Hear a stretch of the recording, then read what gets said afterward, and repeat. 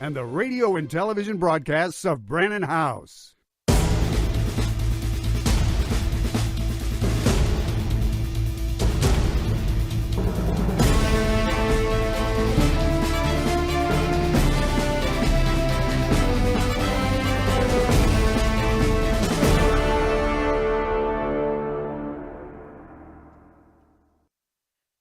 Well, hello, everybody. Welcome back to another episode of Live Up to Freedom. If you are watching us on Worldview Tube, we're just picking up the coverage. It's been ongoing coverage since last night. I want to say around 9 p.m. Eastern Time until about midnight. And then this morning, it has been picked up again. And if you're watching us on X America News or any of my platforms, well, we have been covering what is happening in Israel, in Iran, and the lack of nothing happening here in America for pretty much since moment one. And the coverage will continue. I'm going to be with you for next 2 hours. And I do have a very special guest who's going to join me here in a minute. But before we go to him, I want to say something. I've kind of said it on my posting. I've been posting like a maniac because that's what I do, right? Grab their words, translate, post. But I want to say this. And before I say it, I'm not asking for pity. I am not asking for a free pass. I'm asking for understanding. Listen, guys, I'm an Iranian by birth. I love Iran as a country. I love Iranian people. I love my heritage. I love our music, our food, our culture, our art. Okay. I have fought against this regime for so long. I don't even know how long it has been.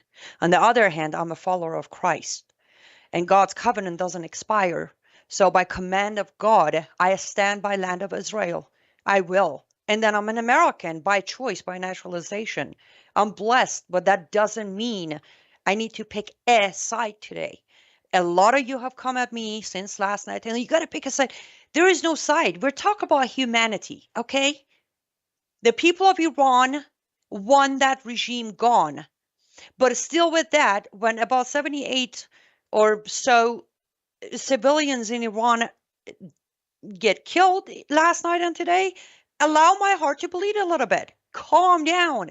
I'm not defending the regime. I'll never do that. But allow me a moment to grieve. And then I will come back and I will continue reporting the truth. So again, I'm just asking for understanding.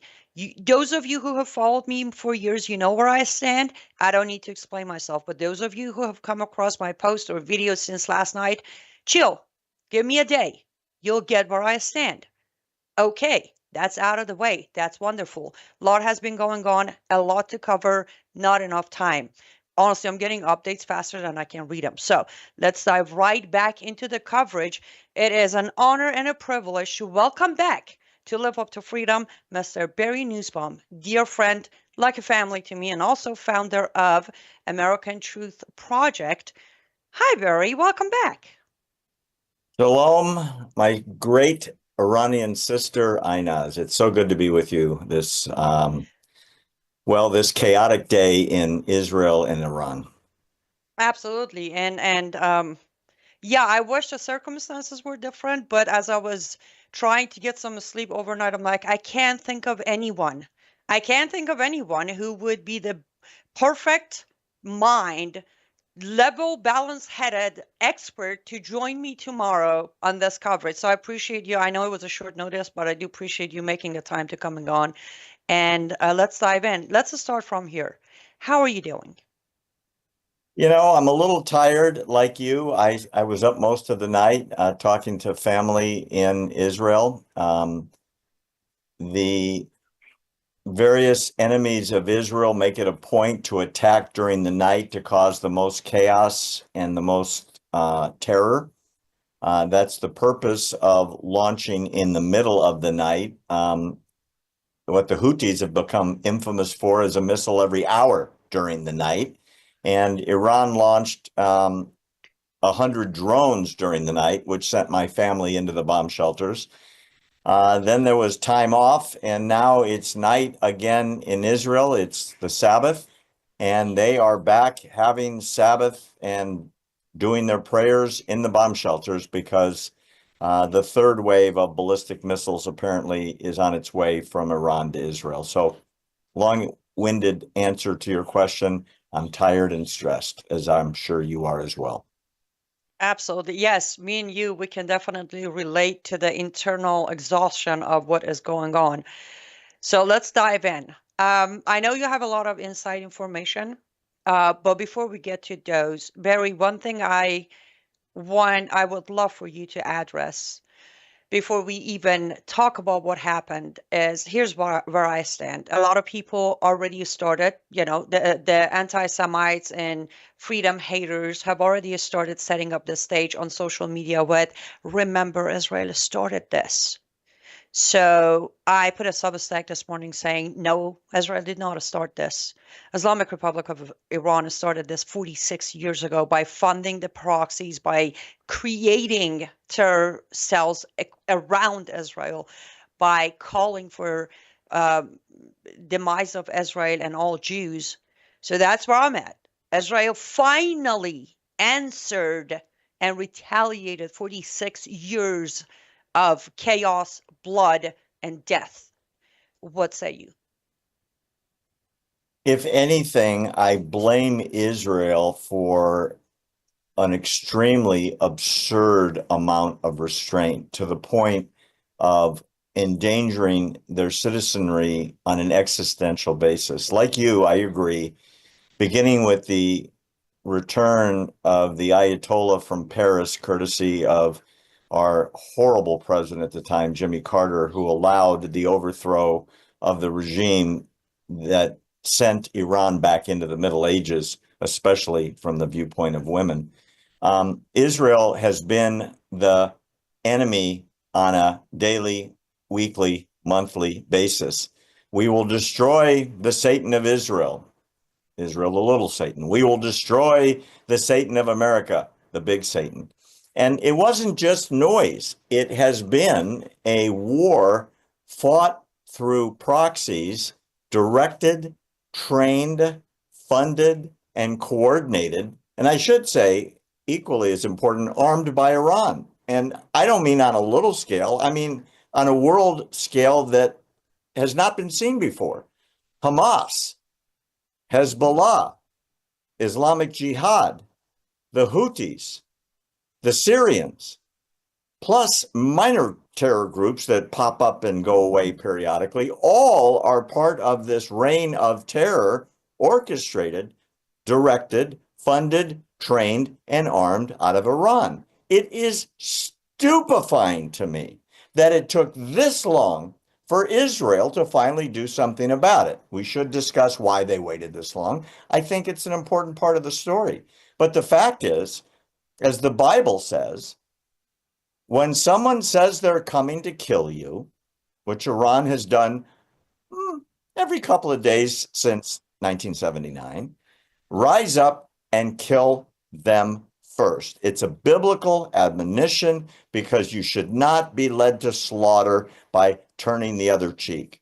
Israel finally did what they should have done 2 decades ago. Exactly.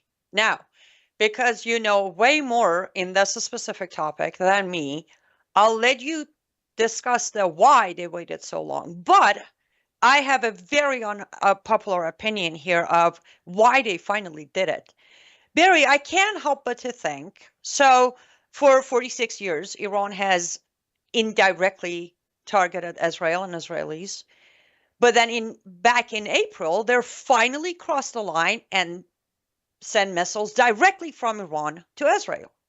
When Bibi Netanyahu tries to retaliate, Trump said, wait, come on, let's get you to Washington. Let's sit down. We sit down. I give you a copy of my book, Art of the Deal, and I'll tell you to go home and wait. I got this. In 60 days, I'm going to make the best deal with the same regime that I said Obama was wrong to making a deal with, by the way. But I'm going to make a better deal, and I'm going to resolve this. Comes day 61, Netanyahu is done. It's done with the mockery. I personally was offended when I saw the book. That's mockery. And he's like, okay, waited 60 days over, day 61. I am defending my people. I am going to protect the sovereignty of my nation. And you, Mr. Trump, can continue making a deal. Am I crazy to think that? You know, the problem that we we don't know what we don't know. And here's what I mean by that. I keep hearing about the back channel threats between Washington and Jerusalem. And it goes back to Obama times. Obama strangled Bibi's attempts to defend his country. Trump was in office after and obviously had incredible support that was very obvious, moving the embassy to Jerusalem, recognizing the Golan Heights as part of Israel, having territories named after him, towns named after him, and so on. But the truth was, in spite of the amount of evidence that the Mossad took out of Tehran's warehouse that proved beyond a shadow of a doubt, we are making bombs as fast as we can, Israel was restrained. And obviously during the Biden administration, with the holdovers of State Department people that were Obama, for want of a better term, kissing the tushies of Iran holdovers that became Biden staff that came from the Obama staffing, Israel was constrained. And then we have Trump 2.0, as Leo Terrell likes to call him. And the truth of the matter is he restrained Israel as well, because he had an idea in his head. He's the great peacemaker, and he was going to bring Iran to the table. The problem is he didn't appoint Anni Cyrus, Deputy Secretary of State for Middle Eastern Affairs, and he should have, because you could have taught him that the Quran admonishes their followers to lie to the non-believers and to say whatever it takes to string them along until you're strong enough to conquer them. And that's what Iran has been doing. And Trump sadly fell for it until yesterday. And I'll tell you what I mean when we get to that point of the discussion. What Trump did yesterday was a great aid to the attack on the nuclear facilities of Iran.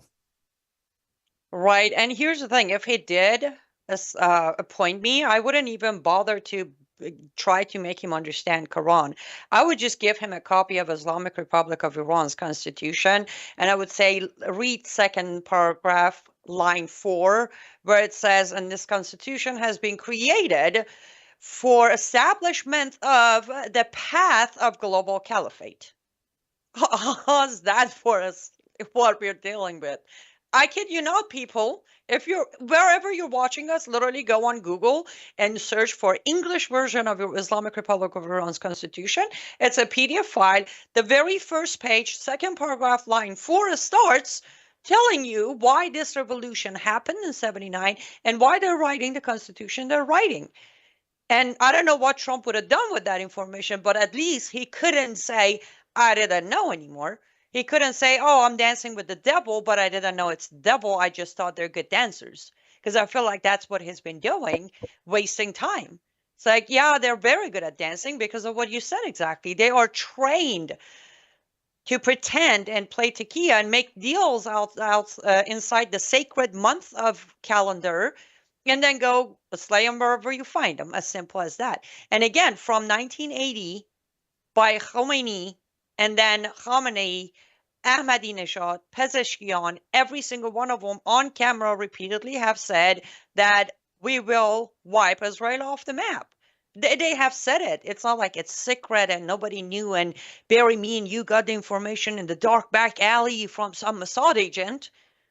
They've been publicly saying it. Khamenei said in 2015, September 9th, 2015, he put a tweet out, the tweet is still out there, that said, the Zionist regime of Israel will not exist in 25 years. We've been 10 years through that 25 years already, Barry. Oh, yeah, absolutely. And it's amazing how those that don't know history, Annie, are doomed to repeat it. And I'm referring to Germany in the 1930s. They didn't make a secret. Hitler's plan was to conquer the world, to wipe out the Jews, to wipe out England, to avenge the Treaty of Versailles that destroyed Germany after World War I. Everybody knew what was happening. And yet, Great Britain sent Neville Chamberlain to negotiate with Hitler. Neville Chamberlain gave up Czechoslovakia, came back and proclaimed peace in our time. He was acknowledged in history as the dumbest prime minister in the history of Great Britain for the reason that he didn't listen to hundreds and hundreds of press releases put out by the people who said, we're going to come and we're going to kill you. And that's exactly what Iran has done. It's just a generation later. And why we didn't move quicker? Because people want to take the easy way out. You know, President Reagan said it best, peace through strength. You have to be able to carry that big stick and be prepared to use it in order to get, especially governments in the Middle East, to listen to you, because the only thing they respect is strength.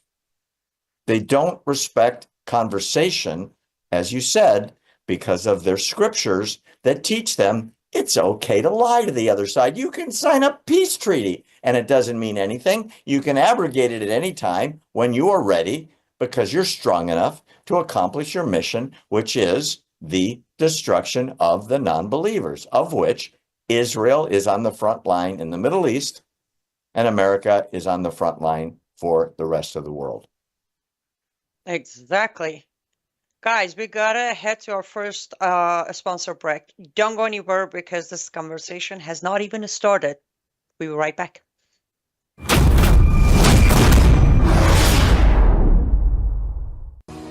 Well, hello everybody. It's Anni Cyrus. Welcome to my art studio where all the magic happens. This is the station for painting, and that is the station for all the resin art I do. If you want to check out my art, all you gotta do is go to lutfstudio.com.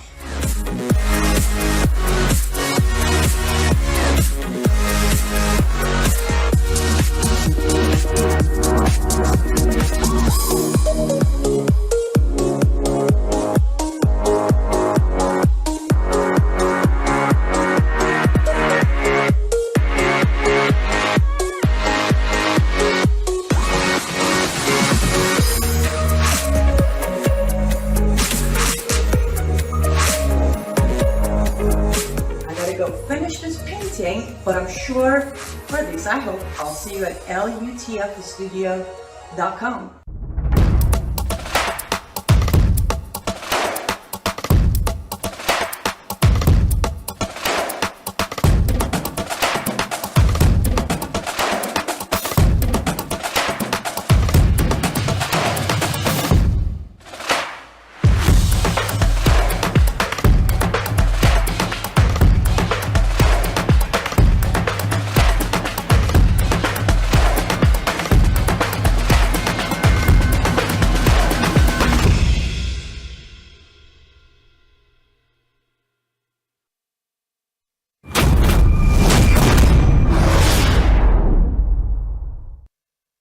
Welcome back to Live Up to Freedom. Thank you so much for staying with us until now. And remember, Worldview Tube has been covering the situation in Middle East between Israel and Iran pretty much since last night. So I want you to keep in mind every time you see an advertising, your way of supporting what we're doing here, which is very rare, by the way. Not many channels are covering everything true truth. They're doing some of them twisting the truth or taking a side or reporting unconfirmed facts, but we've been doing it right. So when you support our sponsors, you're supporting this network. And I know that ad was my artist studio, so that's icing on the cake. You get to support me and I can continue doing what I'm doing. Okay. And I am keeping an eye on comments, guys. I do see your wonderful comments coming in. I promise at some point I'm going to grab your questions for Barry. I will ask him and then he will answer them. Just keep them coming. I will not lose track. Let's bring back Barry Nussbaum, founder of American Truth Project and a very dear friend of mine for many years. Barry, before we dive back into the discussion, I do apologize when I brought you on originally. I should have said, please give a brief background of yours to our audience so they could understand why I couldn't think of a better, honest expert than you for today. So do you mind doing that now? I'm happy to. I'm the founder and CEO of American Truth Project.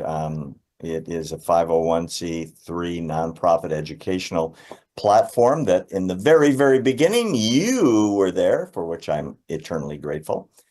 We educate on world issues, especially focusing on American security, anti-Semitism here and around the world, and focus specifically on Israel and the threats it faces from jihad, both there and around the world. I have Israeli family connected into the government, so there is a lot of inside information I get maybe a little earlier than other sources. And so for those of you that are interested, you can follow American Truth Project by just typing in findbarry.com. Findbarry.com takes you to American Truth Project, and you can sign up to get all of our content absolutely free on a regular basis for shows like this and the ones we do every week as well.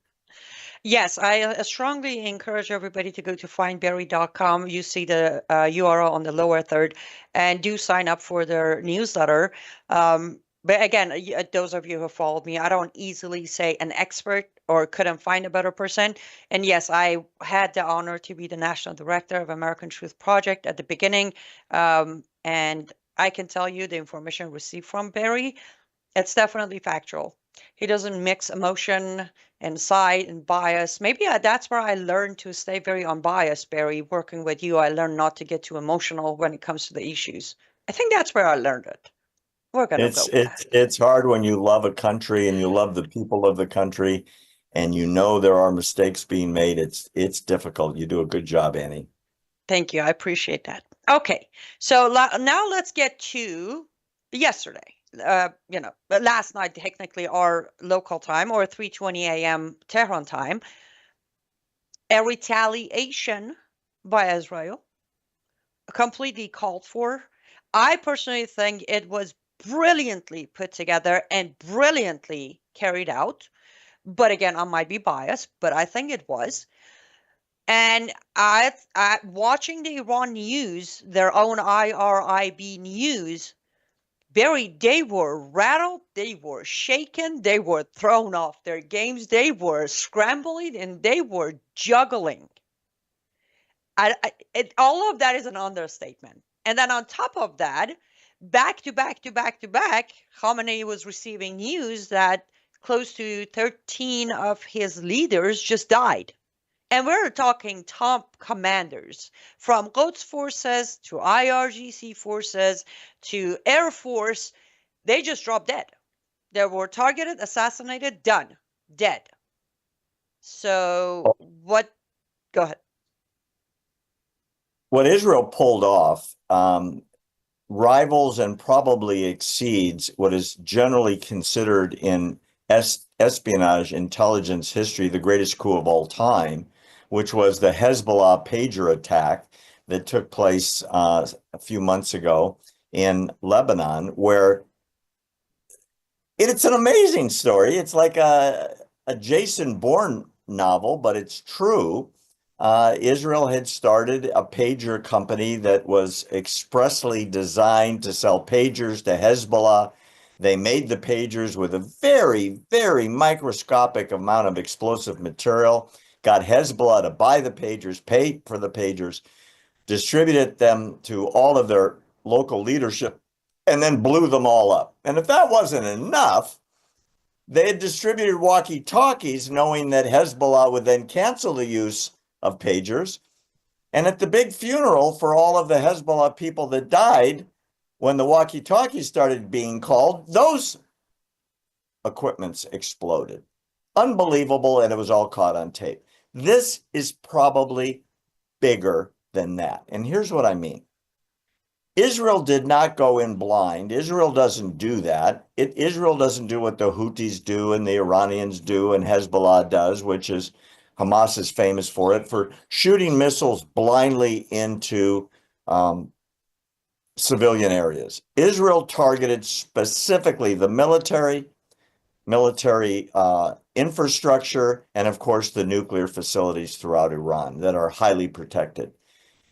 The first coup, as it were, which you pointed out, 13 people were killed in the first raids. The chief of staff of all of the army, the commander of the Islamic Revolutionary Guard Corps, the commander of this headquarters, that headquarters, the Navy, the Space Force, the Revolutionary Guards, the Army, the Navy, the Ground Forces, the Air Force.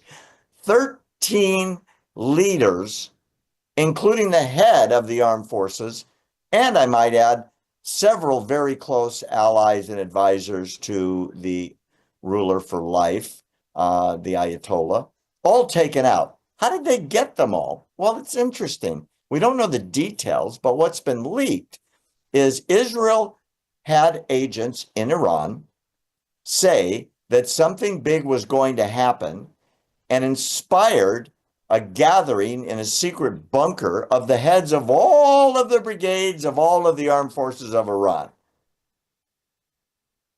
And then they blew up that building with everybody in it.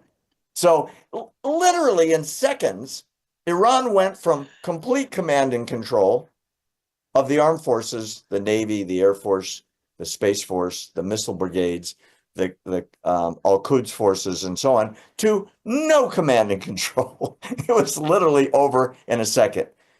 They did it with agents planted in Iran. Now, what's curious is there are a great number, and it numbers in the millions, of people that think like you do.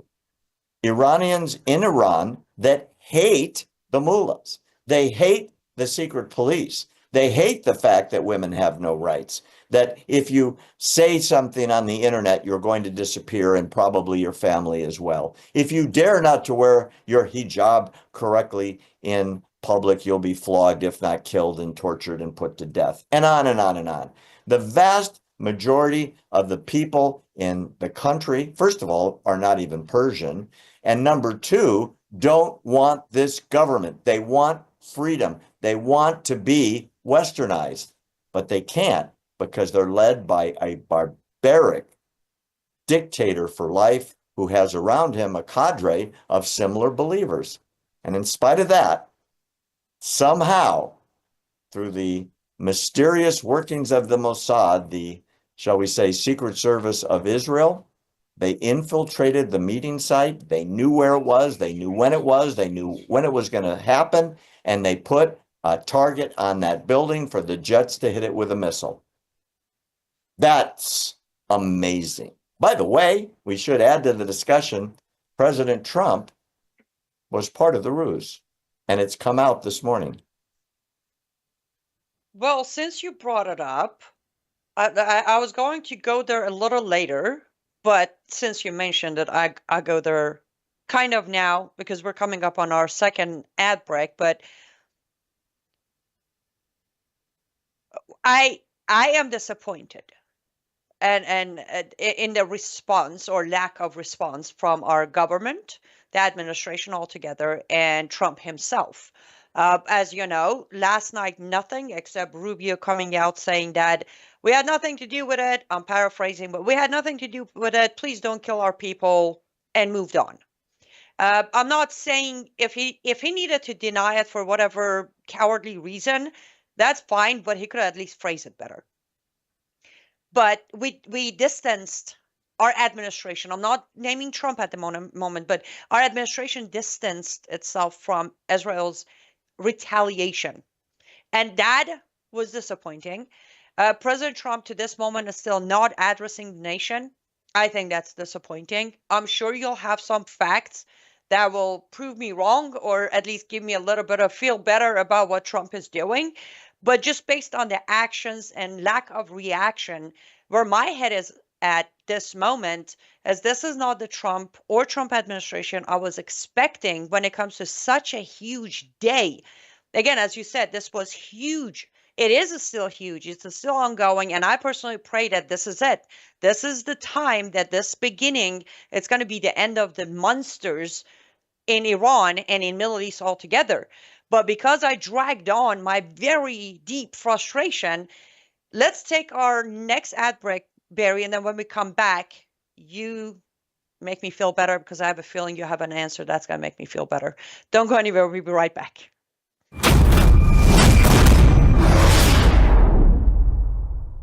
Hello, I'm Brandon House. I want to thank you for all your support at wvwfoundation.com that helps make possible pushing out 24/7 content for free. Without your support, we'd have to put it all behind a paywall. But thanks to you and your support through our foundation, we're able to push it out for free as a broadcast service and broadcast ministry of WVW Foundation. Please consider going there and setting up an automatic monthly contribution, or go there and make an occasional contribution. If you prefer to support us through the mail, you'll find our mailing address there at wvwfoundation.com. You can also call and make your contribution over the phone by calling 901-825-0652. That's 901-825-0652. Again, all these details are available at wvwfoundation.com.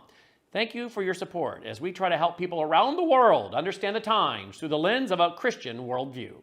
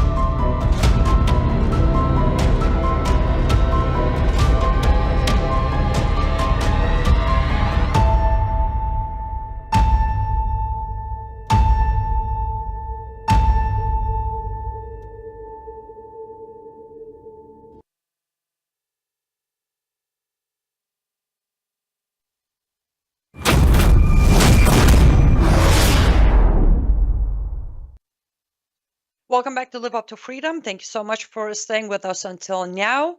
And I hope you have not forgotten to share this stream, whatever platform you're watching. And by the way, if you're in America, did you know you could actually donate to more than one charity? I knew. I hope you did. If you didn't know, you can donate to more than one charity. You can donate to as many as you like, as much as you can afford. And they're all tax deductible. Amazing, right? So here's what I'm going to ask. wvwfoundation.com. That is how Brown House is funding this network that is giving you 24/7 free programming, right? wvwfoundation.com. And here's the second one, findberry.com. American Truth Project is actually a nonprofit organization doing amazing work. So if you got a 10, split it to a 5 and a 5, head over to wvwfoundation.com, make the 5, and then head over to findberry.com and make a 5, and they're both are going to get you a tax write-off receipt. You feel better, I feel better, and lots more good information and truth is going to get out there. So let's bring back Barry, and I will not even delay. I said my piece. What say you, Barry, on my feelings about what happened since yesterday? First of all, you're not wrong. I am similarly disappointed, Annie, that I wanted a very strong statement from the president, and if not from the president, from the Secretary of State. However, I think I understand what's going on, and I'll give you my 2 cents worth in regards to why it's not stronger. Trump is working very, very hard to expand the Abraham Accords. And he's trying to do that with the countries that mean the most, that will make the Abraham Accords something significant, specifically, most prominently, Saudi Arabia, and on a secondary basis, maybe Syria.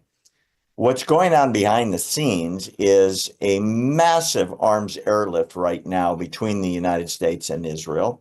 That's number one. It's not common knowledge. I know for a fact it's going on, and it is round-the-clock flights from the United States and various bases of the United States into Israel. Specifically, the bombs that were used at the Natanz enrichment site overnight were American weaponry, the heavy weapons, the biggest bombs that America can give to Israel, that Israel can get there with their smaller jets. Israel doesn't have B-52s.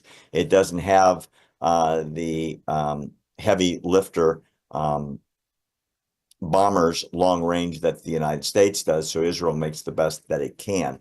That's number one. Number two, behind the scenes, America has rallied and gotten on board Great Britain, Saudi Arabia, and Jordan, all of whom are shooting down Iranian missiles right now. It's not public knowledge. In fact, America made a point of saying, hey, we had nothing to do with the attack. Don't hit us. Leave us out of it. But they did say something very important, which was if any American facility is hit, America will respond in a very, very aggressive manner. They did evacuate most of the personnel from American bases throughout the Middle East. That's to protect the families and support personnel of the ambassador staff that work for the State Department. But the fact of the matter is, behind the scenes, they're working very aggressively shooting down missiles. While we were off on break, I checked. There are apparently 9 ballistic missiles that have gotten through so far out of the 200 launched. There is extensive damage in Tel Aviv. Thank goodness there are no deaths reported yet. There is 1 person in critical condition. You notice the difference between Israel and Iran. Israel targeted military installations. Iran targeted downtown Tel Aviv, which is all civilian. There's 21 in the hospital, 1 in critical condition, 9 locations where the missiles have gotten through, either the Iron Dome, David Sling, the Arrow missile system, or those are all Israeli, and the Patriot missile system that is supplied by, manned by American troops. And the balance of the missiles have been shot down. Supposedly, there's another volley coming. Keep in mind, every time a volley leaves Iran, Israeli satellites pick up where they're coming from and they wipe out the rest of the missiles. So it's not all bad, except for the fact that Israel is in terror, and my family right now there is in a bomb shelter, which they have been in for about the last 30 hours. Yes, and since you brought it up, let me address something. Yes, there were a few residential buildings, apartment buildings, that ended up being hit last night, especially. And I want to address this as an Iranian. Just bear with me for a minute. Number one, is there actual documented, shown evidence that those were the Israeli missiles? And then was there any proof that it didn't happen while Islamic Republic of Iran was trying to deflect them? Just saying. Now, another thing, not to be so cold-hearted toward my fellow Iranians, another thing is the difference is, Barry, you can confirm this. In Tel Aviv, you don't find an apartment, residential apartment, that is holding, head of Mossad or head of military. But the regime of Iran does that. They purposely put the head of IRGC and Quds and Air Force and Army and Basij and morality police. They spread them between residential areas for reasons like this exactly. They use their people as human shield. Yeah. They hide behind the humans instead of putting the humans behind them. It is the playbook of Hamas. It is the playbook of the Palestinians in the territories, and it's the playbook of Hezbollah. You don't put the civilians behind you and stand proudly in your uniform to defend your countrymen and women and children. You put them in front of you and hope, this is the truth, and hope that they are hit by a projectile, because then they can be declaimed martyrs and get people like Greta Thunberg all excited and all angry that, look, Israel's killing civilians, they don't care. When in reality, there are statements after statements after statements of how that is literally the strategy. Interesting point. One of the Revolutionary Guards that was taken out, I've got the picture. They took him out in an apartment building that is a beautiful high-rise in Tehran, with a missile through the window while he was asleep. The apartment above it, the apartment below it, the apartment to the left, and the apartment to the right, undamaged. Israel got him with a missile through the window, didn't drop the whole building, just took out his apartment. Yes, Why would actually, they? the person you're pointing out was pretty much Khamenei's right-hand man. And the videos and pictures were everywhere showing that it was like literally targeted, went in, that one unit, and done. Amazing technology, isn't it? Absolutely Yes. amazing technology. I would also add, and I think it's very important that your viewers hear this, there are a tremendous number, and I've been told it's in the millions, and I was told this by basically the head of military intelligence in Israel.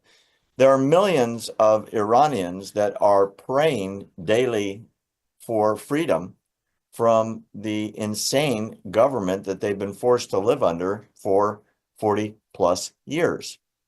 That's where Mossad gets so many volunteers to find out exactly where these people are, where the missile sites are, and so on.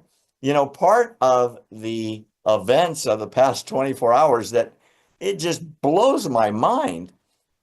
Israel built, get this, a drone assembly factory in Iran. And those drones attacked missile sites as soon as the attack started.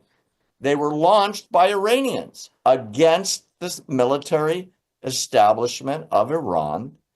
And specifically, they targeted the anti-plane missile systems supplied with Russian technology largely. So when the jets came in to strike the military bases that these missile launchers were parked in front of, Israel has released the videos today.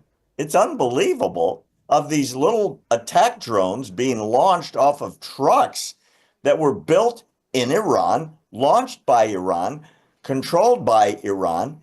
I'm talking about the opposition to the government because they want a new government. They want to be free. They deserve to be free. Before 1979, Iran's greatest ally, especially militarily, was Israel. The women and men in Iran were free, and they could be Islamic, or they could be Baha'i, or they could be Christian, or they could be Jews. And they had as their closest ally Israel. And all that changed with the Islamic Revolution led by Ayatollah Khomeini, who, like I said earlier, was encouraged, supported, and tacitly confirmed as the new leader by none other than Jimmy Carter, our worst president possibly ever. Although, you know, between There's him and Biden, it's probably, I would say, and probably Biden gives him a run for his money. Definitely. It's I'm glad you said this because I just received notification on a video that Bibi Netanyahu put out. I can't get the video to our control room, but I'll read the message or transcript of it. It says Netanyahu tells Iranians attacks pave ways for freedom. Israeli Prime Minister Benjamin Netanyahu said in a video message addressed to the Iranian people on Friday, his country's attacks could pave the way for them to overthrow the Islamic Republic. And I quote, "The objective of Israel's military operation is to remove this threat, both the nuclear and the ballistic missiles, to Israel. And as we achieve our objective, we are also clearing the path for you to achieve your objective, which is freedom. The time has come for you to unite around your flag and your historic legacy by standing up for your freedom from an evil and oppressive regime. Tehran has never been weaker," by Tehran meaning the regime. "This is your opportunity to stand up and let your voices be heard," Netanyahu added. And Barry, this is so timely. First of all, I'm very glad he did. And I'm going to put this out there because I love getting ahead of the anti-Semites and Israel haters, right? Watch as it's going to be like, Netanyahu is trying to install somebody else in Iran so he can control them. Mark my words, people. It's going to come out. But it's Probably. amazing. It's amazing because since last night, the priority of Iran's regime, like the police and the morality police and IRGC and fire department, everybody's constantly pushing people back into their homes, which makes no sense. You're like, wait, we're under attack. Why are they pushing us back into our homes? That could be a target. But they're so afraid of quick uprising because they know they can't control it this time. They're so afraid that they're sending people right now. Priority is go back to your home, and then they put the gag order out on people, citizens, social media, and then of course they cut internet as fast as they could. This is so timely because people of Iran were already thinking, okay, this is a great opportunity. With Netanyahu putting this video out, and last night, Reza Pahlavi, the crown prince of Iran, putting a tweet out asking the police and military to join the people of Iran. I mean, I'll let you finish that thought. I was told a very, very interesting story by one of the top military intelligence trainers Israel has. In fact, this guy is so high up in the establishment that he addresses the graduates of the intelligence unit, which is Unit 8200, before they take their roles. He told me a story that I didn't know till he said it, which was during the Green Revolution. If you remember, when there were 1 million people in the streets of Tehran, and they had just had it. The students had come out and said, we want freedom, we want to be able to vote, we want women to take off the hijab. Basically, they wanted to come into the 21st century. If you remember, they were crying out to Obama. They were begging him to send CIA or covert military or arm them or come out against the regime or something to show some support while they were being slaughtered in the streets by the Iranian government. What I didn't know was the mullahs were so sure that America would not let the people get slaughtered that they, their families, and the senior leadership of the IRGC and the government as a whole packed up, stole their money, filled the 747s that they commandeered at the airport in Tehran. The jets were idling and they were ready to take off for Switzerland and Saudi Arabia, apparently. They shut the jets down and they returned to power when they realized no one would come help the Iranians that were in the street. And what my friend told me was it was this close to the regime falling. All they needed was a little push from the United States. Now you fast forward to 2025 in June, where we are today, and it's totally different. Why? You have an American president that's not Barack Obama, number one. And number two, more importantly, the Iranian economy is on the brink of total collapse. There are water shortages, food shortages, unemployment's out of control. And the amazing, it's hard to believe when they do actual surveys of the opinions of people in the streets, most people there don't hate Israel. They remember Israel as their friend. They hate the mullahs. They hate the fact that they're living under a Nazi-like Iranian dictatorship.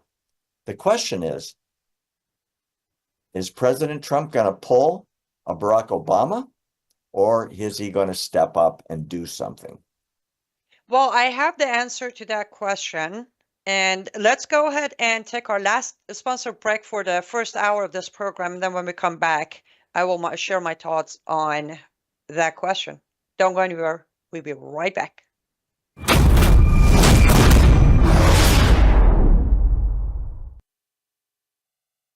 But with Brandon, it's always cutting edge stuff happening in the world. And it's not just from the political angle, because you can get that on other platforms, but it's always from the biblical angle. So you're dealing with a guy that loves Jesus. You're dealing with a guy that's very intelligent.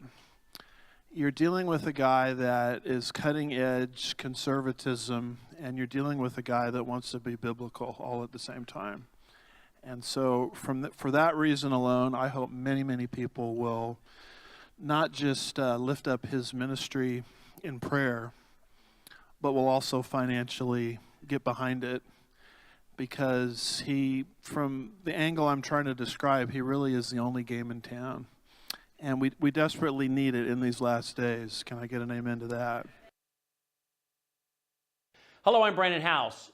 Is the government tracking you? Do they have access to all your data? Well, if you go to worldviewtalk.com, you'll find out about a cell phone company that, well, does not store your data. They don't do that. This is what they're known for. They don't store your data. You have privacy. You're not being tracked. That's why a lot of folks are turning to worldviewtalk.com. You'll find their prices are very competitive. All the details are there at worldviewtalk.com. Again, worldviewtalk.com. Oh, while you're there, not only do they have cell phones that aren't tracking you, you can find out about how to get a satellite phone. Should the whole system go down and you want to communicate with a family member or a loved one, you might want to have a satellite phone. Or how about their solar generators? They have great solar generators. Check them all out right now. Worldviewtalk.com, worldviewtalk.com.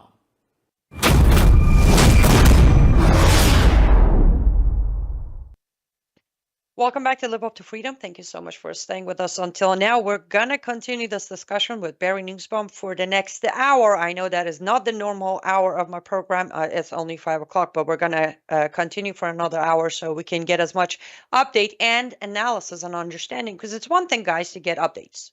It's great. But then there's so much update that sometimes we need to break it down. We need to analyze it. We need to give different point of views to it. Otherwise, the chaos continues building up to where everybody's confused. So thanks to Brian House for allowing me to have an extra hour on air today. Same with X America News, my own platforms, well, they're open. So I guess thanks to myself too.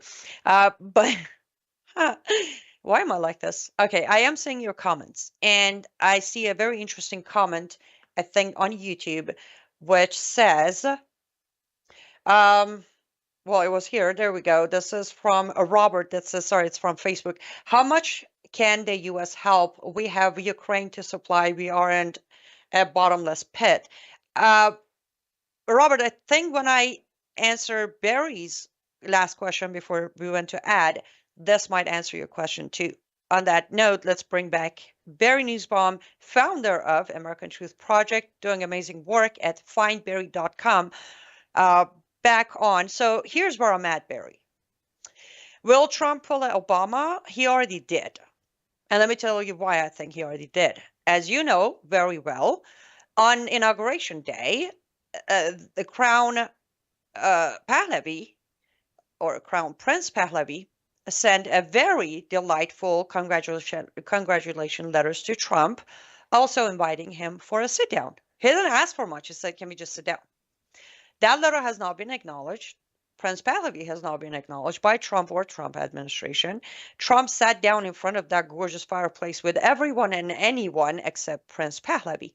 Right there, us Iranians took the message that he will pull Obama. Instead of even acknowledging, what did he do? He picked up the phone and started negotiating with the regime of mullahs. That translation for us was a pull of Obama. Because also, as you were breaking this down, when the Green Movement happened, when the Mahsa Amini uprising happened, we didn't have Prince Pahlavi standing by ready to talk, let alone to take lead. This time we did. And Trump still decided to continue trying to get a deal with Iran. Now, it's okay to an extent, but today, as this situation between Iran and Israel is developing, as I've said this 5 times today on different programming, Iranians are not even asking for U.S. or Trump, for that matter, for any help whatsoever. All we're asking him to do is a step aside. Right now, he's blocking the progress because he's still trying to make a deal with Iran. Even though about 3 hours ago, Iran withdrew from the negotiations, Trump's truth putting out on Truth Social is still, hey, look what Israel did to you. If you make a deal with me, I can stop him. He's still fishing for that deal. All we're asking Trump and his administration right now is, can you just step aside, please? If you step aside, we got the rest of it covered. We got Prince Pahlavi standing by. We got people ready to do the operating. And, well, Israel is doing a great favor to us as well. So that's where I'm at to answer your question. I can't disagree with the words you've said. If I was called in the next 20 minutes and they want my opinion in Washington, what I would say was stand up for our closest ally fighting for the freedom of Westerners from Israel to Washington, D.C. Because the fact of the matter is, those same terrorists that are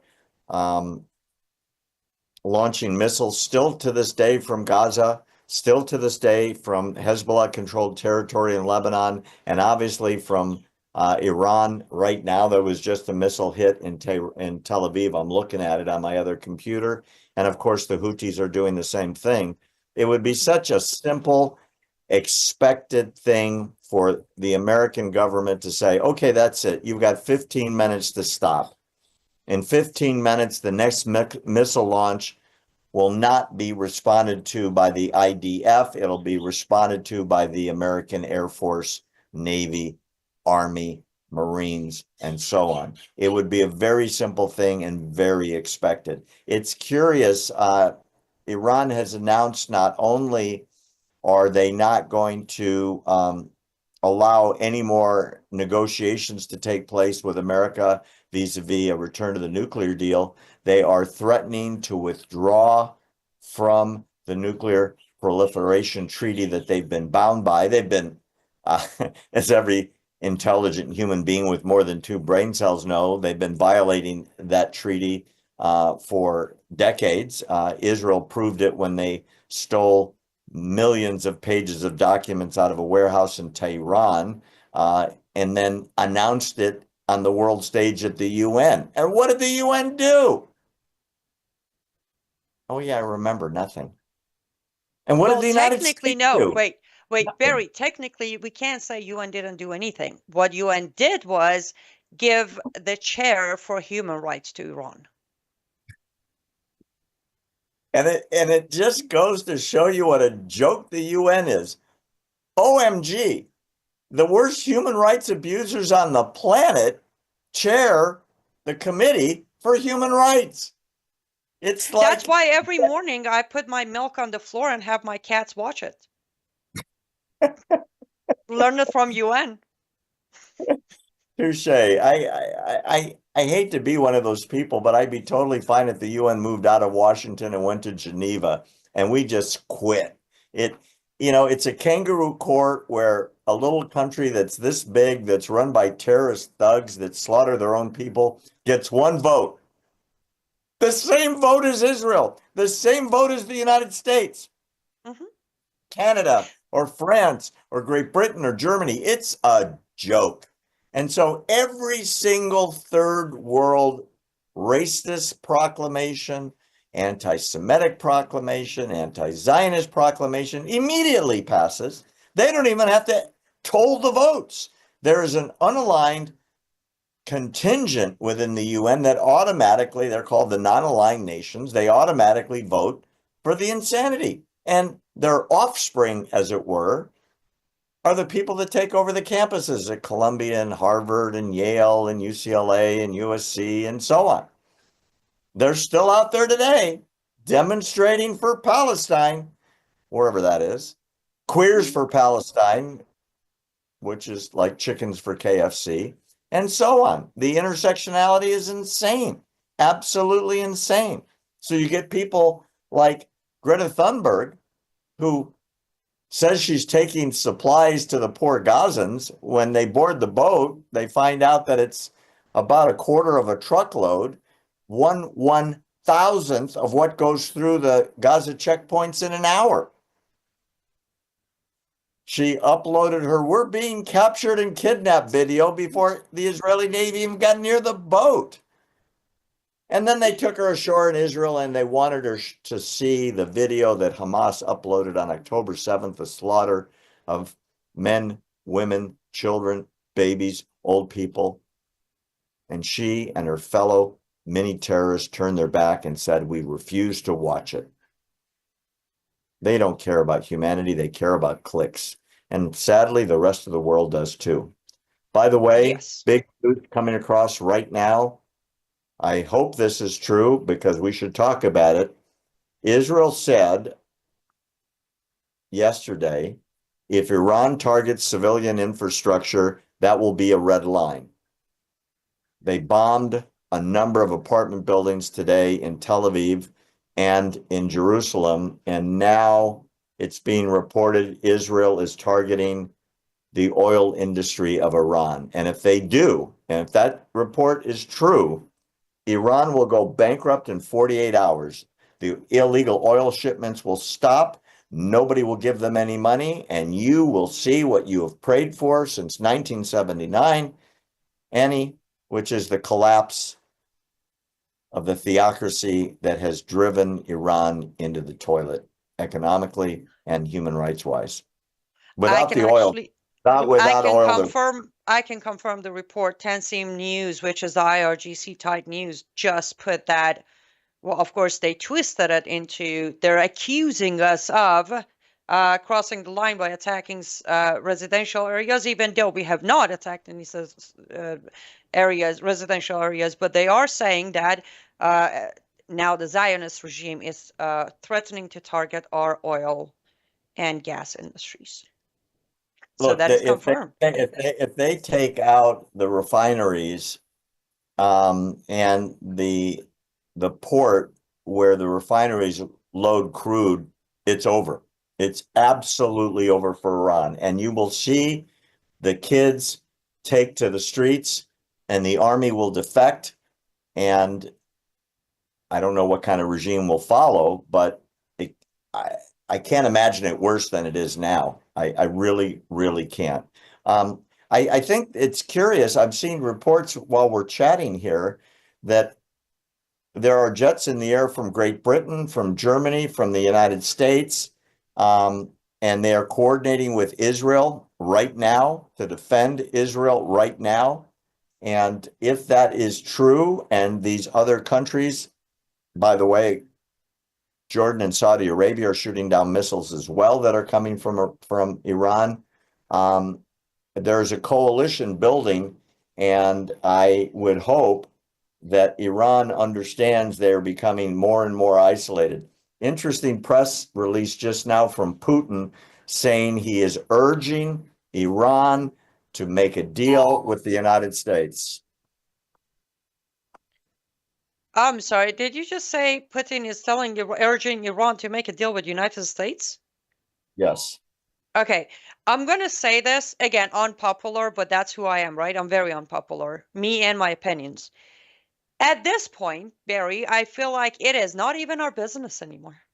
Like, even Iran make a deal with United States of America, I think Netanyahu should continue. First of all, what is there to make a deal with? Go ahead. Finish the job. Exactly. You don't. If the police pull up outside of a bank robbery, right, and the robbers are running down the street, and one of them says, "Hey, let's negotiate a settlement, and we'll keep the money, and we'll keep our guns, but we won't rob any more banks." No, the cops run them down. They put them in handcuffs. They disarm them. They take them to jail and they lock them up. They get it over with. Why? Because they don't want to have to deal with the same robbers again. You see what happens in every major city where there are revolving doors where people are arrested and they have $1 bail and they're out in an hour, and then they rob somebody else on the subway on the way home from court. Well, technically, Barry, if you think about it, though, it depends. If the robbers are not white, Christian, or conservative, the officers might just say, hands up, don't shoot, go, take the money. You want my wallet too? Because what you described was the old America, when we had law and order. Today, it depends. If you're a white, Christian, conservative doing the robbery, they probably just shoot you right there. Judge, jury, and executioner. But other than that, you probably do walk. They do make that deal with you. Yeah, I would agree. I was being idealistic. You ruined my analogy by telling the truth. My pleasure.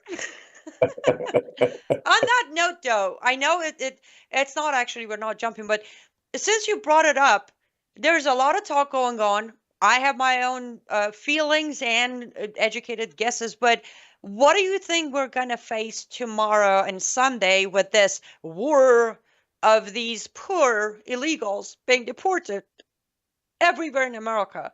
What do you think these protests are going to turn into tomorrow and the day after? Well, if you're referring to the No Kings demonstrations, I want to point out the 80-20 rule that has been made very popular in conservative circles, and I do believe it when you look at pollsters that are really independent pollsters. And here's what I mean by that. Donald Trump was elected. The number one issue, according to every exit polling, was illegal immigration and seal the borders. The vast majority of people that voted for him, something like 90-something%, voted for Trump. And I mean Republicans, Democrats across the line, and independents, because they felt the sovereignty of the United States was slipping away. The people that are in the streets right now that are demonstrating, for example, in Los Angeles, saying that, believe this is the truth. I've got the videos to prove it. They're carrying signs saying that California, Arizona, and New Mexico should be returned to Mexico because it's Mexican territory. And they're carrying signs that state this. The vast majority of Americans see this for what it is. It's anarchy. And 80% of America is opposed to this kind of talk, and that includes a whole lot of Democrats, and 20% support it. The 20% are people like, well, the Squad, AOC, Rashida Tlaib, and so on. And those are the people, Bernie Sanders and Tim Walz and Tim Kaine and so on, led by the more articulate ones like Elizabeth Warren. The vast majority of America doesn't support it. And Trump has outstanding, way over the top numbers. He's the most popular American president in the last 50 to 60 years because he is willing to show force to shut this down. The summer of love that we experienced a few years ago will not be tolerated under a Trump administration. The courts just gave him back the control over the National Guard in California, contrary to the lower court's ruling that had sided with Governor Newsom, that wanted to send the National Guard home and let the rioters, well, riot peacefully. I think the worst thing the Democrat Party can do to make sure they never win another election is to turn out in force, wear masks, throw firebombs, and attack cops. I'm not wishing for it, but if it does happen, and I was a Republican campaign consultant, which I'm not, all I would do is show those videos, and then in the next election say, vote Republican unless you want this. Mm-hmm. That's all they have to do. And J.D. Vance or whomever the Republicans put up wins in a landslide. And in the midterms, in a couple of years, they take bigger control of the House and bigger control of the Senate. True, but here's the thing. Well, one thing, going back to what you said a few minutes ago, give California back to Mexico. So I'm fine with it. Let's do that. But here's the problem. The moment we get California back to Mexico, all the illegals are going to now go to Arizona and then Texas because they don't want to be in Mexico. Remember? So this isn't about territory. But seems like nobody, like, of course, common sense shouldn't exist because that's too much to ask. But when you think about it, it's like first of all, some of these pictures coming out of LA, even for me, the immigrant, right, who's wearing like 3 different country on her right now all together. I'm like, what are they doing standing on top of a burning car in Los Angeles waving the Mexican flag? Why is this guy not in handcuffs? Like, the law is pretty clear. This is declaration of war. This is a coup d'etat. But nobody agrees because now I'm racist, right? And it's much easier to call me a racist when I talk about Mexicans than when I talk about Iranians. So automatically you're racist. Okay, let's give them California back. What about the rest of the illegals across this country? Are we going to give the whole country back to Mexico? No, the problem is not the land. The problem is hating America. The problem is the underlying red-green axis plan that has been going on for a long time. And that's what I meant. When you look at some of these, Chicago specifically, Atlanta and LA, Barry, 1 out of 3 or 1 out of 4 of these protesters are wearing the chaffier. They're pro-Palestinian, or they might be from Gaza, or they might have some sort of ties to Hamas. It doesn't matter. But when I try to explain to people these burn America down protests are not just about the left or about the young, stupid kids. This is an actual red-green axis. And with what just happened since yesterday, what's going to happen to the green side of these protests? Are they going to blow things up tomorrow and then claim mostly peaceful? Where's that going to go? I have a couple answers. Imagine, as an analogy, if you and 10 of your friends got in a truck, broke into, say, Guatemala illegally, started waving American flags and burning the Guatemalan flag in the town square. And when the people that are paid by the government to shut down that kind of crime, I mean, the federal police or the local police showed up, you started attacking them and screaming how much you hated their country and how you want their country to be like the country you came from. And you're burning flags of their country and waving American flags. Every single one of you would be beat to a pulp and dragged off to prison. And nobody would complain. America is the only country in the history of the world where people break in, which is a felony. This idea that The View always talks about, it's not a crime. They're lying. It's a violation of numerous U.S. codes, which are federal laws, all of which are subject to long imprisonment. So disregard the idiots on The View, please. I'm talking to your audience right now.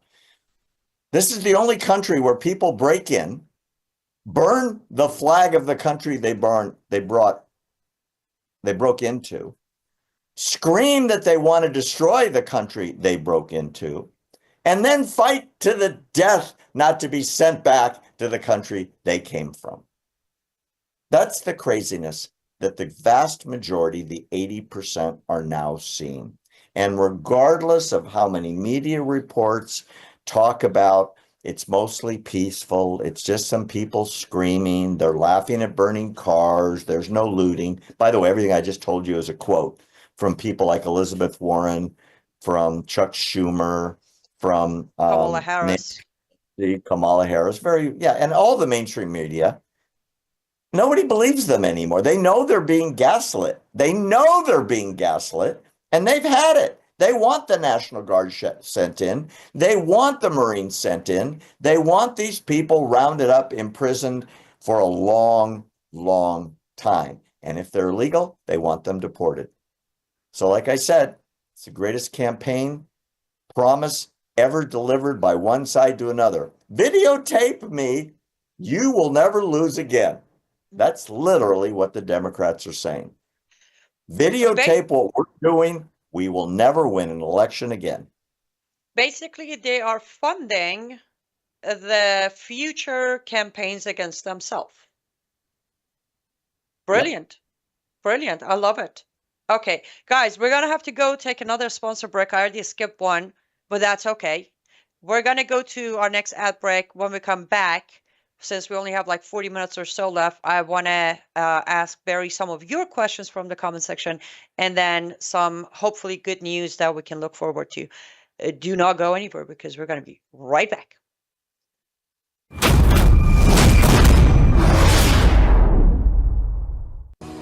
Well, hello everybody. It's Anni Cyrus. Welcome to my art studio where all the magic happens. This is the station for painting, and that is the station for all the resin art I do. If you want to check out my art, all you gotta do is go to lutfstudio.com.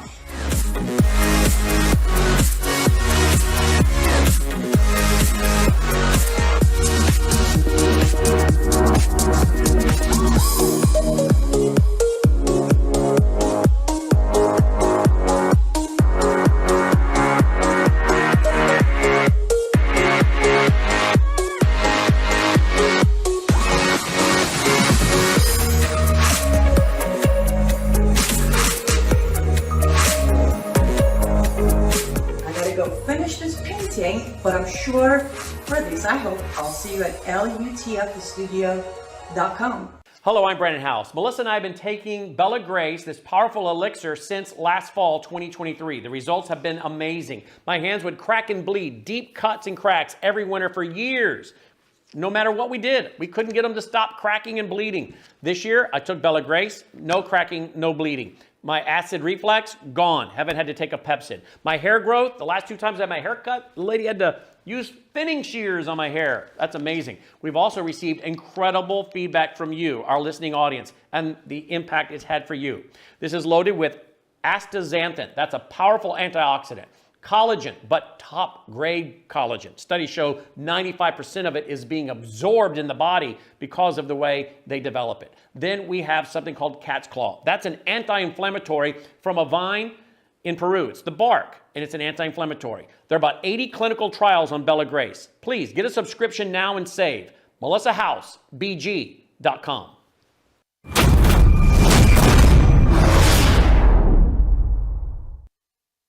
Welcome back to Live Up to Freedom. Thank you so much for staying with us until now in this very special coverage that is more than an hour that I am normally here. I am joined by Barry Nussbaum, founder of American Truth Project, that you can find either by going to americantruthproject.org or even simpler, find Barry.com. Lots of good information. Sign up for their free newsletter because you actually receive, instead of having to go different places to find things, you just find one nicely put together newsletter that gives you all the information, updates, and analysis you need to understand what is happening, not just today, in general. They cover a lot of good information. And if you follow me, you'll enjoy their content because it's very close. Islamization, Jihad, Hamas, Hezbollah, explanation, why anti-Semitism is skyrocketing. On that note, Barry, why are we seeing the highest level of anti-Semitism, at least in my life, that I can remember outside of Iran, because you see way more there, but in the last 23 years of me in America, what is happening? I think there's 3 words that describe it, and that is follow the money. The largest funder of Hamas is Qatar. The homeland for the leaders of Hamas is Qatar. And yet, the chief negotiator for the return of the hostages and the people that put out the news about the hostages is Qatar. And if that wasn't enough, the leading donor to American college campuses over the last 30 years, based on the size of their country versus their contributions, is Qatar. So schools around the world for 3 generations have been funded by a radical Islamic state that believes in the destruction of the state of Israel and is wildly anti-Semitic. What you're seeing is college kids coming of age dealing with curriculum from professors that have been, shall we say, tenured and supported for their careers, teaching courses invented and put into the curriculum by this state, among others.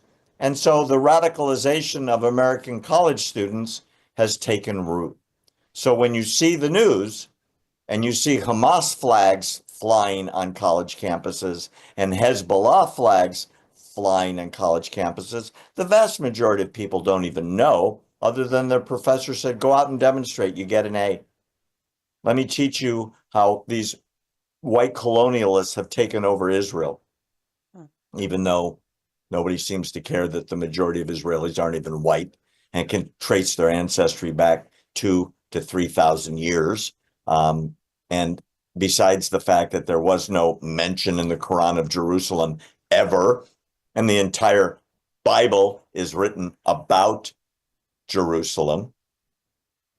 The name Jew comes from Judea, which is part of Israel. I mean, the untruth is overwhelming. It is stupefying to people like us that are intelligent and want to be educated. But I can't tell you how many comments I get where people say, well, how do you respond to the fact that Gaza is basically an open air prison? And it's under the thumb of Israel, and it's been occupied since 1948. And I'll say, well, that's amazing. Have you ever been there? And they'll say, no. And I'll say, I have. I've been there. Israel withdrew in 2005. There's not a Jew there, alive or dead. They dug up and took the cemetery bodies out to give it back to the Arabs. And it could have been paradise, and the Arabs made it into a hellhole, literally a military base, where they positioned their armaments, their rockets, their storage facilities for bombs, rocket-propelled grenades, landmines under hospitals, schools, and UN facilities. Anti-Semitism is a result of the fact that they're controlling the media. And a lot of that media control comes out of the universities where education is corrupted. It's terrifying. And if it was banned, that kind of education, we would have a situation like happened after World War II. Germany had educated their kids to hate Jews and hate Americans. You know who Israel's best friend is? Germany. Why? Americans went in and changed the curriculum and changed the universities and made it a crime to give the Nazi salute, and made it a crime to belong to the Nazi party, and made it a crime to hate Jews. And it worked. And in Imperial Japan, where people were ready to die for the emperor, Japan is America's best friend as well. It can be done, but it's going to take a resolute government authority. The second problem is wide open immigration. You are seeing, and no one's a better expert about this than you, jihad by immigration all over the West. You go to a city like Dearborn, Michigan, the majority of the population is Islamic. They're Somali, they're radical, and look who they elect every 2 years. Ilhan Omar, who probably got her citizenship illegally, probably married her brother, has a big problem with Jews, a big problem with America, and wants socialism. That was courtesy of Barack Obama. He opened the floodgates, he let them in, he put them all in one place, and it was intentional. Almost every major city in Great Britain now has an Islamic mayor, and all of them are talking about Sharia law. Why? Because Great Britain opened the gates, and Islamic jihad happened by immigration. Same as France, same as Holland, same as Sweden, same as Denmark. You got to control the immigration. You got to control the universities. It's interesting you say that. About 2 weeks ago, I want to say on my Substack, I actually released the Substack of Hijra, which is jihad by immigration. And I literally, I don't know if you read that, because it seemed like you read that, because you literally said everything I said in that Substack in a longer version, of course. And yes, since we said not to get too sidetracked, by the way, to our audience, if I'm not giving you too much breaking news or updates, remember, it is past 10:30 p.m. in Middle East for both Israel and Tehran. They have about a 35-minute time difference. So things are calming down. Not that this is over, but things are going to calm down. So I have my eyes on updates. If anything pops up, I'll let you know. And not to get too distance from the main topic, but it's still relevant. When you say, Barry, that most of the mayors are Muslim in UK, I think 2 days ago, Monday, someday this week, I actually said that what a slap in the face of British people when Charles comes out and knighted Mayor Khan. Like, the whole concept of the honor of service behind knighthood was just wiped off. How can you give this man who has literally burned down London, I mean figuratively and literally, since he came to office, I think, what was it, 2016 or 2017, he has literally cribbed Sharia all over it. He has defended grooming of white girls. He has protected rapists. He has pushed for Sharia courts. He has downplayed the female genital mutilation clinics in London. The guy just got knighted. Like, how bad can things be? Because to me, that's just, I mean, my face can say the rest of the sentence. It's so sad, and I almost feel like it's the exact opposite of what needs to happen. It's I'm going to be nice to you, even though you have some completely insane beliefs, because I think based on my Western brain, if I'm nice to you, you'll be nice to me. The perfect analogy, sadly, is, and I hate to use this analogy, but I can't think of another one.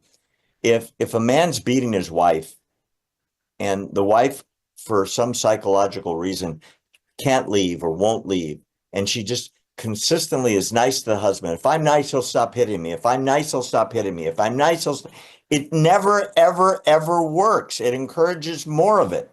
The only way you deal with insanity is to out crazy the crazy person. You have to stand up for your rights. You have to stand up against inequality. You have to stand up against these offenses, because people are telling me that have gone to Europe, you can't go down the street in London anymore. You can't go down the street in Paris anymore. There are whole neighborhoods where the police don't go because they're afraid of being beaten or killed. That is the result of this immigration. And like you said, knighting someone who wants to kill you, who believes in the eventual takeover of the world, who believes in a worldwide caliphate, and you're giving him an award. Oh my God. Could you be doing anything dumber than that? Yes, he could. He could just hand that sword over so Khan can behead him. Because he doesn't realize that sword is going to turn around one day and the tip of it is going to be pointing at his neck. And I meant that figuratively. I just realized how barbaric I sound. You're the one that taught me. When we first met, I told you I'd read the Quran, and I didn't really get how horrible it was until you started breaking it down for me 10 years ago. It is the scariest book in the history of politics. There is nothing scarier than reading that book and then having the admonition, as you said, it's illegal in the religion to change a word, because it is the story of the most perfect man who ever lived, Muhammad, and everything is as it should be in that book. So the reformers, as it were, are apostates and can be put to death for changing the words. That book calls for a worldwide caliphate. And anyone who believes, as a Christian, as a Jew, as a Buddhist, as a Hindu, as a Baha'i, Zoroastrian, whatever, your belief system is illegal and punishable. And that's the truth. And until people get that, they should go to the Anni Cyrus School of Islam. They're going to get sucked into well, let me give you an award. Let me be nice to you. Then you'll be nice to me, and we'll all just get along. Dumbest thing you can do. Worst plan ever. It would be like right now today, Israel starts shipping flowers and candies and snacks to Iran and dropping them out of parachutes in the hopes that Iran got nice. That sounds really stupid, doesn't it? Well, the mayor giving an award, the king giving an award to the mayor of London is about in that same category, in my opinion. Such a high prestigious honor. It's just, I couldn't, when I saw the report, and I was awake when it came out, actually, I felt my brain cells clashing. They're like, wait, cannot comprehend, does not compute, what's happening? But then it is King Charles. We all know he has always been a Islamic sympathizer, and he loves the one world order in religion. So I'm not sure if he didn't know as much as he knew and he's playing the part. But since you said it, Barry, for our audience, whichever platform, X America News, Worldview Tube, Live Up to Freedom, wherever you're watching, there is such a thing as INA's Anni Cyrus's Islamic School. You can find it on Substack. Reagan, if you could put up my latest Substack up, I would appreciate that. Go to Substack. You can either go to liveuptofreedom.substack.com, And every day I'm putting updates out. I'm putting Islamic text and explanation out, except today. You can find this that was released before 10 a.m. this morning. It's going to have the complete breakdown of the names of those who were taken out, what it means and why it's important, the locations that were targeted, why it's important, why it matters. It's a long breakdown, and I will keep updating it as this war progresses. But yes, you can actually go to Anni Cyrus's Islamic School, find it for free on Substack, liveuptofreedom.substack.com. And once a week, every Saturday, there's a paywall article that comes out. I shouldn't call it article. I've been told by subscribers that they are more like exposés, because they're somewhere between 17 to 37 pages of information. And interesting enough, I don't know how Barry knew it, maybe because he knows me very well. Tomorrow's paywall Substack is on the illusion of moderate Islam. I will be breaking it down in 17 pages with over 4,000 words using their own Quran, Hadith, Sirah, and Ijma on what happens if you try to even create the sentence of moderate Islam or reformed Islam. And I think that would be pretty good for anybody who thinks there is such a thing as moderate Muslim versus moderate radical. And we might be able to finally break that illusion. So on that note, I'm done plugging myself. And it's, again, you can read the free ones 5 days a week, or for $8 a month, you can also get the 6th one, which is on weekends. Let's go take one more sponsor break. I feel like I am breaking all the rules today on ad sponsor breaks, but I think Brandon will forgive me. And we'll be right back. I know I promised, and I keep my promise. I see your question. I'll ask them as soon as we come back. I start asking your questions, and hopefully we will have enough time for Barry to answer all of them. We'll be right back.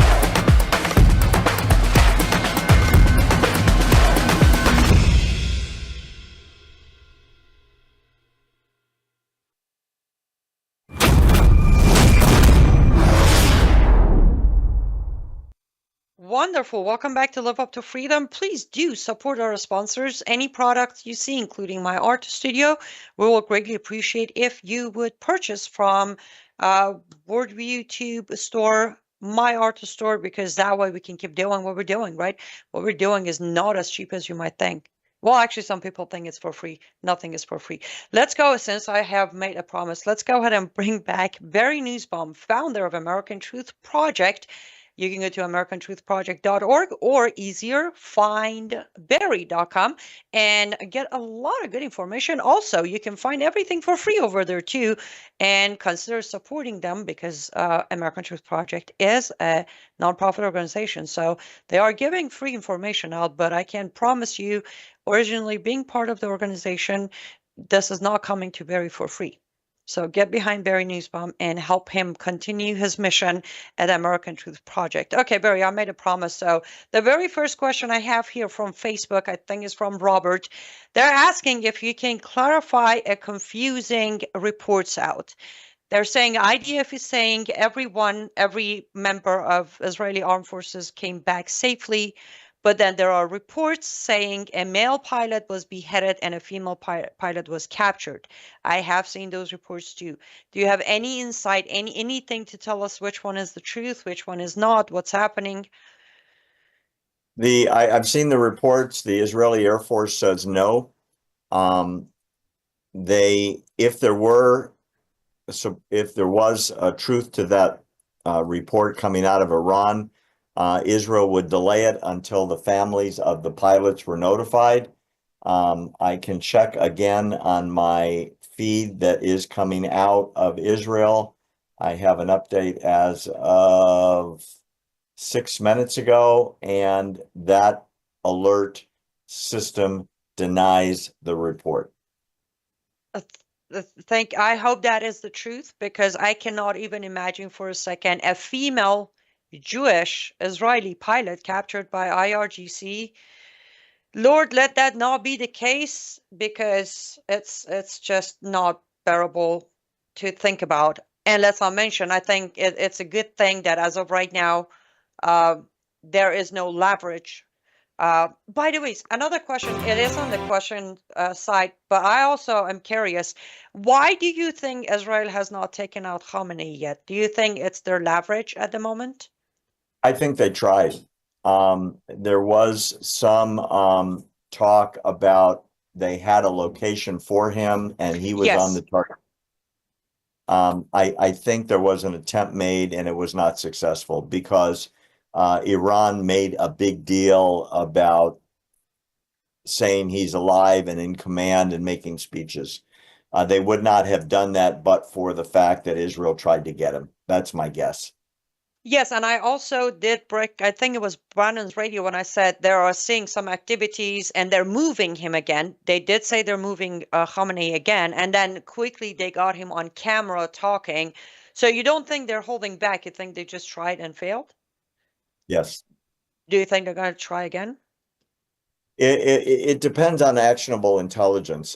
Keep in mind, I would think if he's gone, it's over. Because the religious sect of their kind of Islam is in total control of the government. And if that total control is decapitated, and the army has already been decapitated, remember that nobody serves as president or any of these roles without the blessing of the supreme leader. If there is no supreme leader, things would unravel very, very quickly.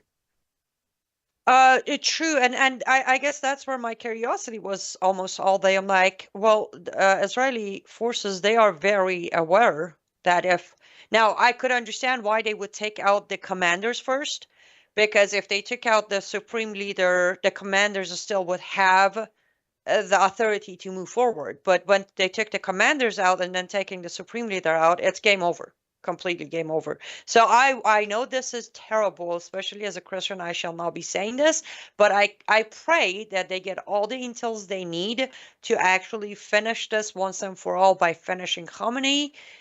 But we shall wait and see. Okay, next question I have here from YouTube, Barry, for you is, can you give us any details or inside information as to what is the next step IDF is planning? Or maybe just give us a guess of yours. I can tell you what's been leaked through Israeli channels, and that is that do not expect this to be over in a couple of days. Israel has a target list that is very, very lengthy. The most important targets relate to the uranium enhancement sites at Natanz and Fordo and so on.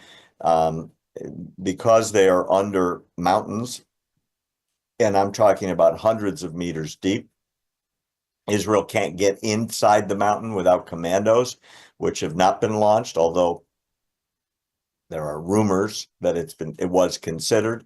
It's going to take weeks to seal those mountains. And to take out all the missile production facilities. Remember, Iran had leaked a story a few days ago that they'd made a deal with China for China to supply the materials for thousands, not hundreds, thousands of the big long-range ballistic missiles. Those factories, if they're taken out, will render Iran's ability to attack neighboring countries, including Israel, moot. So I would understand and agree that it may be a week or two of these sorts of bombing raids before Israel stands down. Well, let me ask you this. When you say a stand down, this one is my question. Do you think this a few days or a week, 2 weeks, do you think this time around Israel is going to just finish it? Or do you think it's going to escalate? They're going to, as they said, achieve part of their objective, and then there will be a ceasefire again?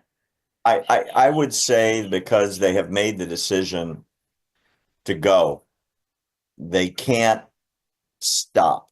And by analogy, I would compare it to Gaza and Hamas. The UN every week comes out with a demand: stop the war. They don't make a demand, release the hostages, lay down your arms, stop killing Jews. They just say stop the war, and they accuse Israel of war crimes. Israel can't stop because there'll be another war in 6 months, and more hostages will be taken, and these hostages will die in the tunnels. So they can't stop until they win. It's existential. The threat from Iran is 1,000-fold, 1,000,000-fold more dramatic and impactful than the threat from Hamas, such as it is. Israel has to finish the job as much as they can until Iran knows they will never do it again, because the response is going to be catastrophic. That's why I think Karg Island is a target and should be a target. And I think the Ayatollah should be a target. And they need to seal the entrances to every nuclear facility, and they know where they all are. And a lot of them have never been made public, but Mossad knows where they are. Oh, of course. Iran could launch a ground attack as it's a much bigger country. Will they? No, they're too far away. There's no way to get their How about their people. proxies? Well, the proxies, we can talk about the proxies. There's basically 4 of them. The Houthis, most of Yemen has been destroyed where those missiles come from. There's one that was launched about 30 minutes ago. Israel just took it out. If you notice, the number of missiles coming out of the Houthi-controlled areas is very reduced, courtesy of the United States Air Force and the Israeli Air Force. The last response from Israel came from missile boats off the coast of Hodeidah, the capital of the Yemen-controlled part of, or the Houthi-controlled part of Yemen. So I don't see them as a much of a threat. Hamas is 99% destroyed. Once in a while, they get a missile off. The main people the Hamas soldiers are trying to kill now is Gazans who are controlling the food distribution. Ironically, they're killing more of them than they're killing Israelis. I'm not worried about them as a proxy. Hezbollah came out with a statement today: we will not attack Israel. We don't want to get involved. Why are they saying that? It's an Islamic organization founded, trained, led, financed, and directed by Iran. Why would they say we're not going to get involved? Because they're decimated as an organization, and there's very few of them left. That's the third proxy. And the fourth is I would group a bunch of very small terror organizations spread throughout Syria, Lebanon, and Iraq. Within Syria, the new dictator of Syria, the former terrorist, I say former, he had a $5 million bounty on his head a few months ago from the United States. And now, in the words of Donald Trump, he wears a nice suit and he's a good-looking guy. Right. It's the same terrorist he was 2 months ago. He's just in a suit instead of, looking like he's on the back of a Nissan pickup with a machine gun. So the proxies are gone. And the ability of Iran right now to direct those proxies with no management in any division of their armed forces, especially the Quds force, doesn't exist. I think it'd be very difficult to strike Israel with the proxies. Agreed. So we only have about 12 minutes left. And guys, I have my eyes over here on the comments. So if you have more questions, send them in. But now I'm going to take the 12 minutes if you don't send any more questions. Let's play what if. Let's play all possible scenarios, Barry. The first Okay. scenario, my ideal scenario, within next few days, Trump administration stays completely out of the way. No need to help, just to stay out of the way. And Israel will target and finish all the bases they need to demolish, and hopefully even take out Khamenei, and it's done. Maybe possibly even Prince Pahlavi can, at least have a temporary government in Iran to get things rolling. As my late mother used to say, from your mouth to God's ears. That is what my heart would want, but here's where I'm going with this. How quickly and how major the backlash and anti-Semitism inside America is going to start getting American Jews killed. I don't think it has anything to do with Iran and Israel, because Iran hasn't done a very good job of making themselves likable on the world stage. So Israel attacking Iran after Iran's been claiming they're going to destroy Israel and making statements like, we hope more people move to Israel so all the Jews can be in one place so we can kill them all at the same time. Even among the worst anti-Semites, that's not the most popular slogan. So I don't think that's going to increase anti-Semitism, to be honest with you. I think when Trump is successful through the Department of Education Secretary, the Homeland Security Secretaries, the Secretary of State, Customs and Border Protection, and so on, in suppressing the Hamas-aligned riots on campuses and in cities, it will die down. That's my hope, and that's actually what I believe. I think when you listen to the speeches of people like Leo Terrell, who's civil rights lawyer who has been fantastic on the front lines of fighting anti-Semitism on university campuses and in these demonstrations, and people are starting to go to jail and people are getting deported, I think it will get shut down. I hope so, but I'm worried about the sleeper cells, the IRGC and the Hamas and the Hezbollah sleeper cells, the sympathizers. I know there are, sadly, unfortunately, Iranians in America. As you know, when Qasem Soleimani was killed, they started coming out of the woodwork and start trying to kill Americans because Soleimani was killed. So do you think it will diffuse itself when the head of the snake is cut off? I think so. Unfortunately, what you just said is terrifyingly true. We don't know how many shaheeds are in this country, people wanting to be martyrs in the service of Islam. We don't know what we don't know. Mm-hmm. You know, if it's just 1 or 2%, we're talking about a couple 100,000 people.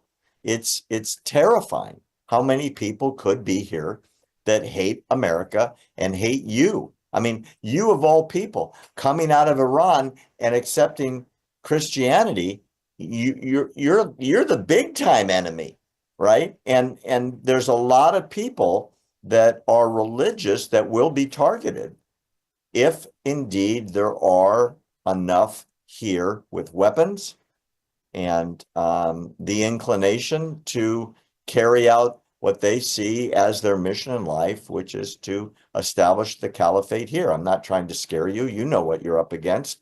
You see the hate speech online. I do too. It is horrid. But I can tell you, I'm reading a poll right now as we're talking. It was released this morning from Fox. The majority of people in the poll say they support Israel taking out Iran's nuclear program. How about that for a shocker? Wow. Poll just released. It's on Fox News right now. That's, well, again, I don't know. You're right. We don't know what we don't know. But what I do know is we're almost to the end of this very, very educational 2 hours spent with you, Barry. So before we let you go, last words of wisdom goes to you. Whatever you think my audience need to understand, take away, look for in the next few days, all yours.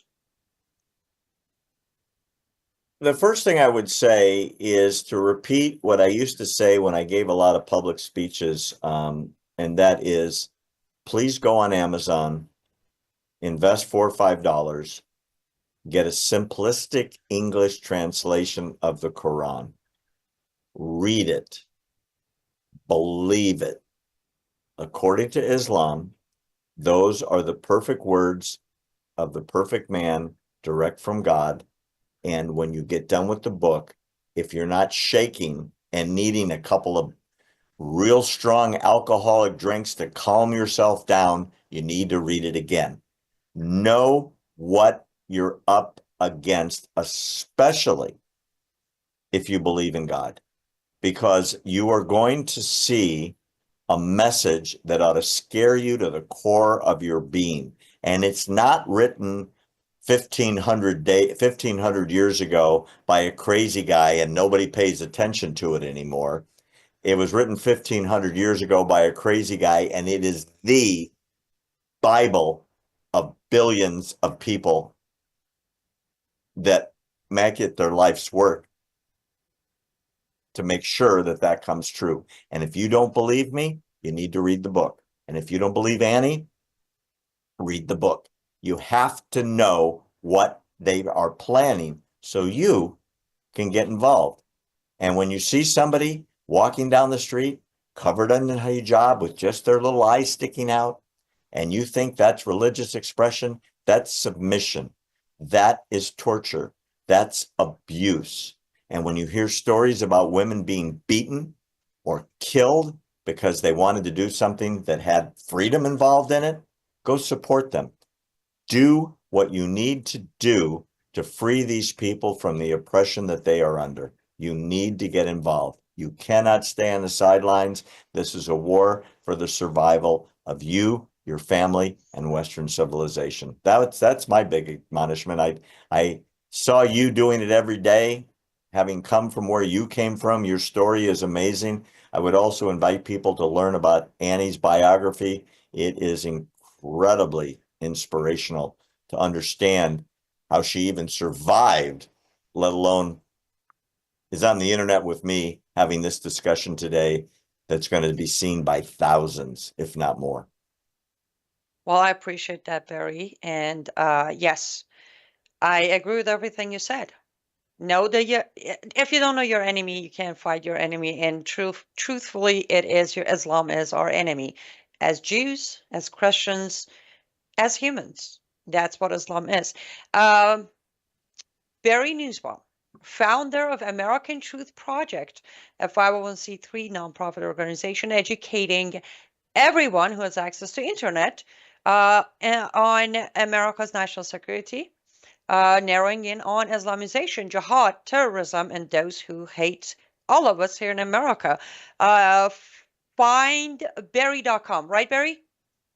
Findbarry.com takes you right to the website. You'll see thousands of videos, my writings, my book. It's a lot to digest, but if you sign up, we'll just send you the stuff, and a couple times a week, in 5 minutes, you'll know the important stories, direct, unfiltered, right from the source. And we have all the sources, as do you. Yes, he does. And let's do this soon, because I'm pretty sure this is going to be a developing situation. It's not going to end soon. So I will get in touch with you over the weekend, Barry, and hopefully I can get you back on the show so we can analyze and give more understanding of the situation to the people. How does that sound?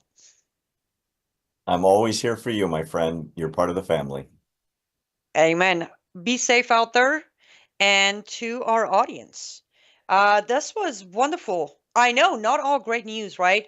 But it is so good to know that there are still platforms such as WorldviewTube, worldviewtube.com, if you're looking for the website, or on Rumble or on X, but WorldviewTube, X-America News, xamericanews.com. There are still platforms who would allow myself, Barry Nussbaum, to sit here for 2 straight hours and analyze and dissect and talk and give educational point of views without the twist and the filter and the gag order. So I want to thank all of our audience on all platforms. My platforms, Live Up to Freedom, X-America News, Worldview Tube. Thank you for being around. Thank you for even caring enough to want to know what's going on and what is going to happen. Because I know you could have just turned all of this off, go turn on, I don't know, a football game or a sitcom or whatever, and just pretend like it's not there. Most people do that. So I want to acknowledge your willingness to know the truth, to be up to date. And Worldview Tube, if you're watching this on other platforms, head over to Worldview Tube when I wrap up, because the coverage is going to continue here on worldviewtube.com.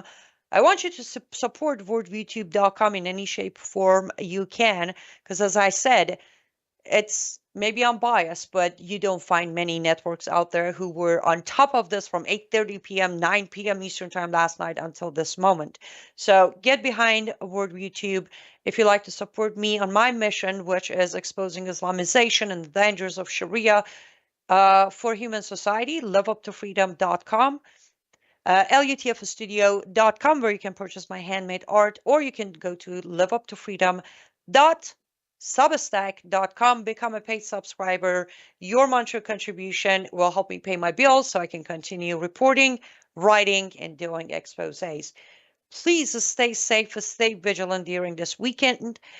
You see something, say something, be aware. Keep praying for Israel as the land, as the nation, as its people, and its government. And please pray for Iran as the land, the nation, and its people, but not the monster regime. I cannot wait to see you all again. Until then, may God bless you and may God bless America. Goodbye, guys. You're watching Worldview 2, built on the 35 years of Worldview books, documentaries, research, high-profile interviews, and the radio and television broadcasts of